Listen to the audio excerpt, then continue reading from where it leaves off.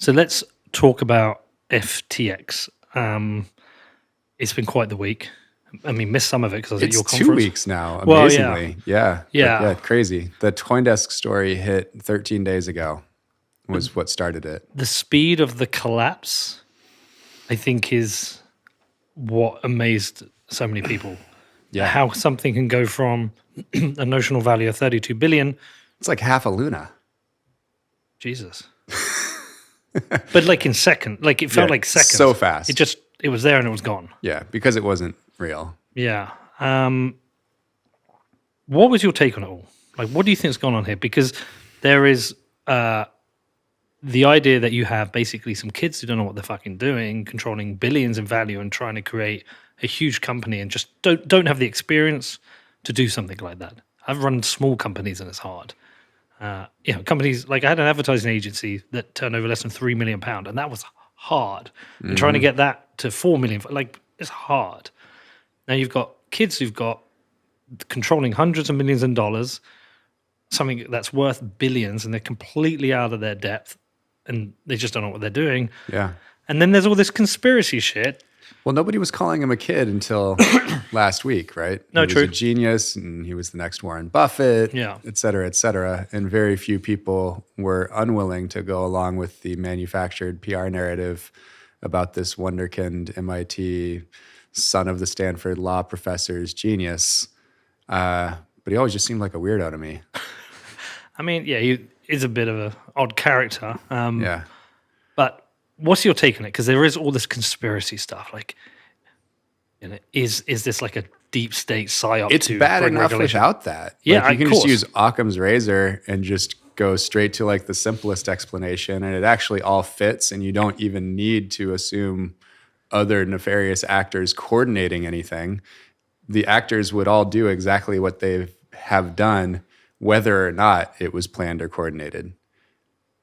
Of course. Like his parents would leverage his money into fundraising efforts because that's what they do professionally. He would leverage connections from MIT because he went to MIT. There's nothing, you don't need to assume some sort of like omniscient actor behind things like this.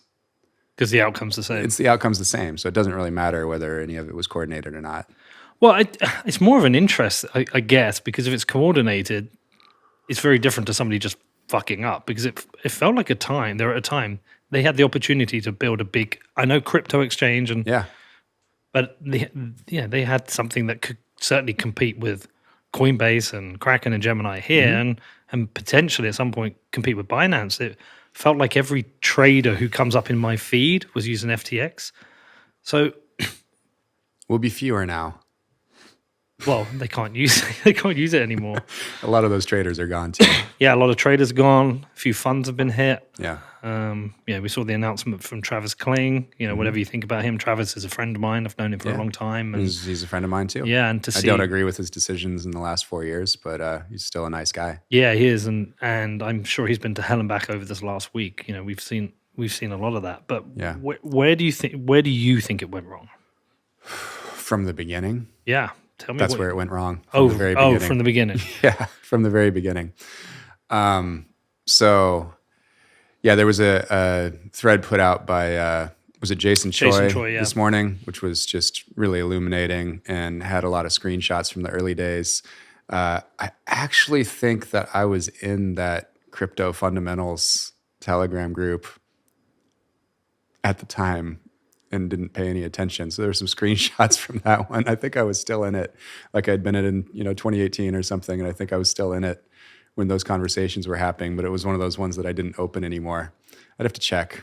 Actually, I don't know how I could check, but anyway, a lot of the names were familiar. But this was when, people like Zushu and others were seeing the initial Alameda terms of their raise and 15%. Being like, this is ridiculous. Like no equity for that first tranche, just a 15% clip, and claiming that it was risk-free. And I mean, they actually weren't the only one out there with the pitch at the same time. So I think I remember in the first half of 2018, Amber, which is still around but took a huge hit this year from a couple of things. I think they might be going under now. Had the same pitch. It was like 0.5% every month, risk free. We just use bots and market make, whatever. And it never is true. There is no such thing as 6% annual yield risk free. There's always hiding some risk. So there's always a red flag when you say risk free. Yes, from the jump. On the jump. Yeah. What do you think the impact's going to be on us? You can spin a positive story that maybe there'll be less of this crypto shit. You can spin a negative story that we will see massive regulation. Mm-hmm. Is any regulation good or bad? I'm the best thing is honestly, Bitcoin is anti-fragile, and the community itself being so decentralized is anti-fragile. That's kind of the best thing about Bitcoin. And so the more events you can pack into a shorter amount of time, the better it is for Bitcoin. So these 3 kind of Mount Goxes we've had in 6 months is a good thing? For Bitcoin? Absolutely. Uh-huh. Yeah. And are you surprised at what's happened to the price?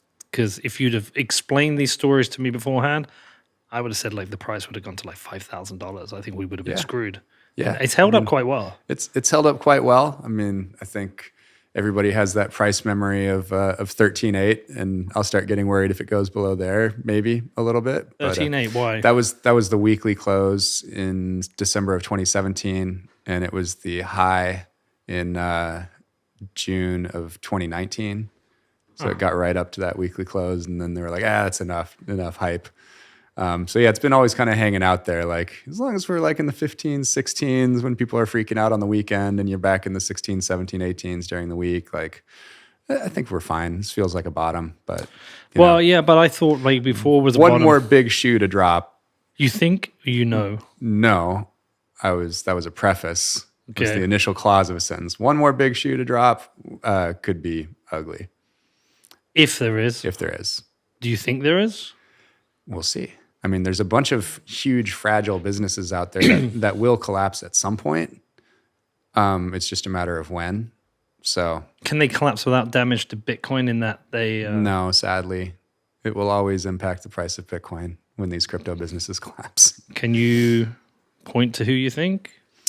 I think we've all been kind of speculating about crypto.com because they have, a huge balance sheet that's mostly their own, printed out of thin air token. Kind of sounds familiar. And just kind of nobody trusts them because their backgrounds are shady, scammy internet marketers. And, so nobody really wants them to win, and nobody will probably come to their aid if they get in trouble. Were they the ones who did the Monaco card or the Monaco? Do you remember that? I think so. I think they might be MCO. Yeah. Unless they're metal. They're not. I don't think they are. I think you're right. I think they're MCO. I think that was the Monaco ICO. Because they seem to explode at a certain point. Yeah. And then they launched their token. They seem to mirror a lot of what FTX has done in that. A lot of sports sponsorship. They're they're like a blend of FTX and Celsius. Yeah, because you would see they're all over the F1. Yeah. They sponsored, which stadiums they sponsored? It's here, sadly. It's the Lakers Stadium, downtown LA. A lot of the MMA stuff. Yeah, they sponsor the UFC. Yeah. But I was told with the Lakers Stadium, the boost in the price of their token, once they announced it, paid for it. That's one of the rumors I heard. Well, it's dropped since then. Well, so. yeah, it has now. It's been crashing hard. But they're still honoring withdrawals right now? So far. They've paused things here and there, but so far they've been able to keep it together.